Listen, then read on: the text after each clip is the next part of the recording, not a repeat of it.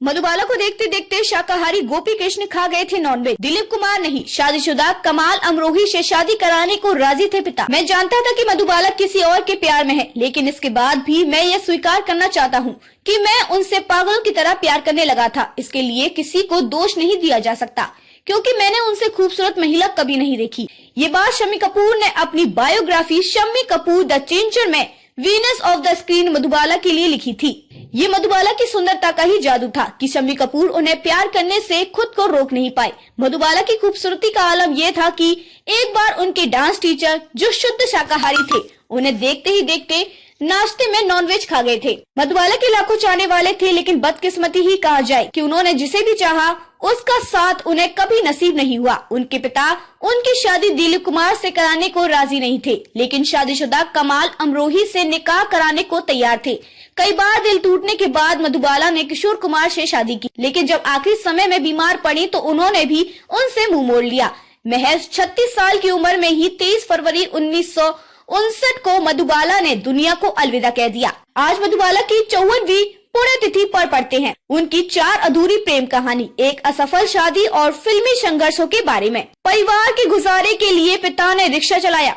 मधुबाला का जन्म 14 फरवरी को 1933 को दिल्ली में हुआ था। बचपन में उनका नाम मुमताज जहां बेगम दहलवी था। वो अपने पिता अताउल्ला खान और मां आशमा बेगम की 11 संतानों में से 5वीं संतान थी।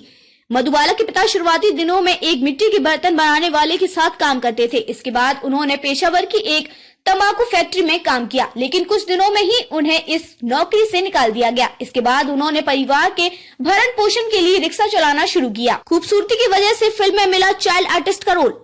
एक दिन उनके पिता की मुलाकात एक ज्योतिषी से हुई।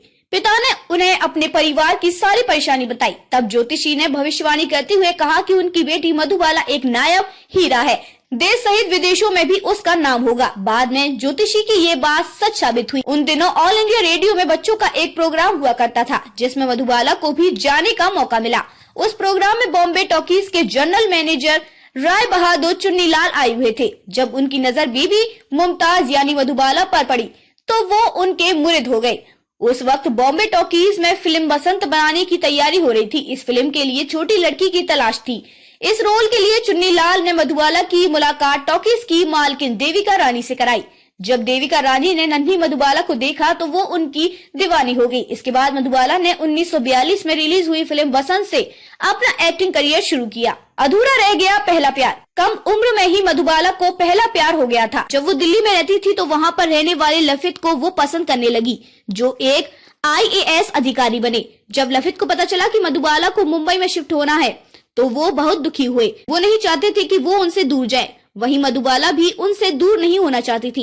जब मुंबई जाने से पहले दोनों की आखिरी मुलाकात हुई तो मधुबाला ने उन्हें गुलाब का एक फूल दिया, जिसे उन्होंने ताउम्र संभाल कर रखा है। इधर मुंबई आने के बाद मधुबाला फिल्मों में बिजी हो गई, लेकिन लफित उन्हें कभी नहीं भूल पाए।